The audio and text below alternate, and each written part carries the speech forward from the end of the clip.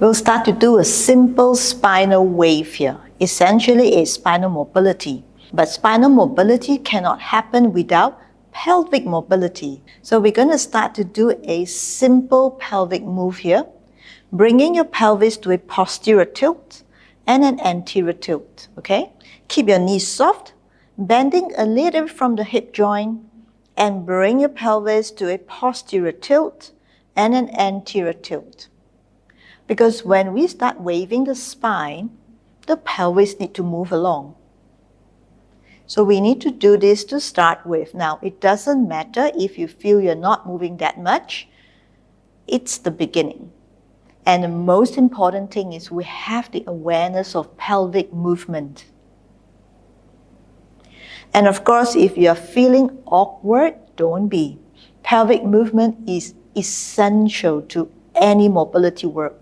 The pelvis, and like I mentioned just now, the hips, because they are at the center of our body for all transmission of force in mobility moves. Okay, and one more. Okay, now from here, bring your pelvis to a posterior tilt, tilting back this way.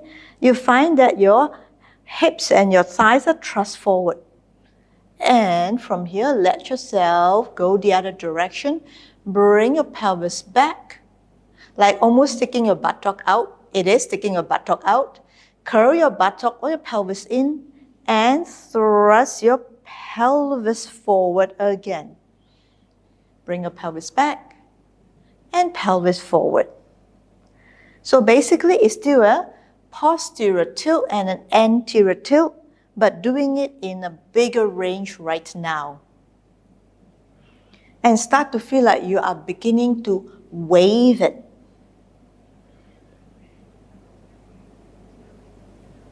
And you know what's the great thing about this? You release tight lower back. Bring your pelvis to face to back in a very deep anterior tilt. Curl your pelvis into a deep posterior tilt here.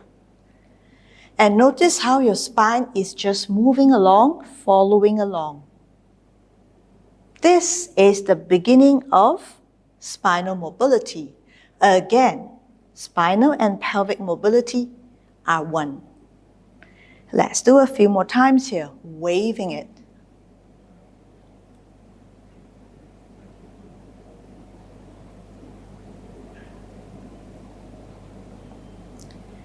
Now, if you're a guy watching this and you feel this is really awkward, I know some of you will feel that way in doing this. Again, let me reiterate, don't be. This is essential for your pelvic, hips, and lower back health. One more time. And come back. Because we are supposed to move this part of our body in all movements, okay? Now have your legs wider than hip width, because this time we're going to go deeper. Deeper as in letting the motion be more fluid. Just a little bit.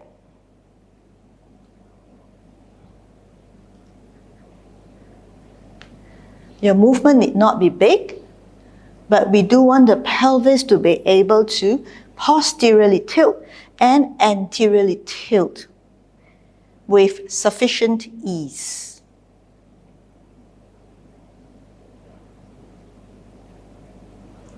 Most of all, this is a very good antidote to long sitting. And just 4 more.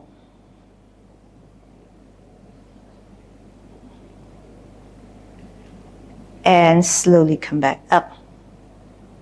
This is all I want to share on pelvic and spinal mobility in this video, because I want to share it in smaller doses so that it's more palatable for you. I'll be doing a separate video on spinal mobility for beginners. You can check it out when the video is launched, and I will dissect the movement more, then you'll be able to do the full range all the way up to your cervical or the top of your spine. Movement has been my form of self-care for over 20 years, and I want to show you how you too can move and take better care of yourself every day.